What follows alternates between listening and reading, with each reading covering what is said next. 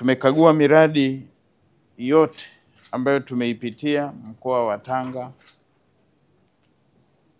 Ipo ambayo tumeona kabisa kuna ufanisi mkubwa ambao umefanyika, na leo tumeshiriki ukaguzi wa barabara ya kutoka Tanga Pangani kwenda mkoa wa Pwani. Yapo ambayo tumeyaona na bunge limeshauri ili muweze kwenda kuyafanyia kazi.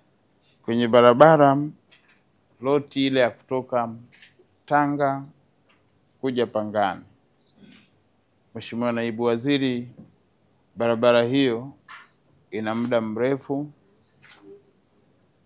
Tunaomba kuishauri serikali kile kipande kimalizwe haraka. Lakini uwekezaji ambao unawekezwa kwenye daraja la mto Pangani hautakuwa na maana kama barabara haitakuwepo ile unganishi. Naomba hili mlifanyie kazi kuhakikisha mnakamilisha huo ujenzi ili ukamilike uende sambamba na ujenzi wa daraja. Mheshimiwa Naibu Waziri,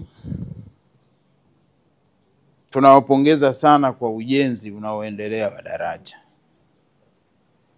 Daraja tumeliona ni zuri sana, na maendeleo ya mradi, bunge limeridhishwa na maendeleo ya mradi wa daraja. Na tunaamini daraja hilo litakapokuwa limekamilika, kwanza litaleta sura nzuri kwenye maeneo ya wilaya hii ya Pangani na mkoa kwa ujumla, na litakuwa kivutio. Ni daraja pekee ambalo litakuwa liko juu sana. Tunaona kabisa serikali uwekezaji wake utakapokuwa unatija zaidi.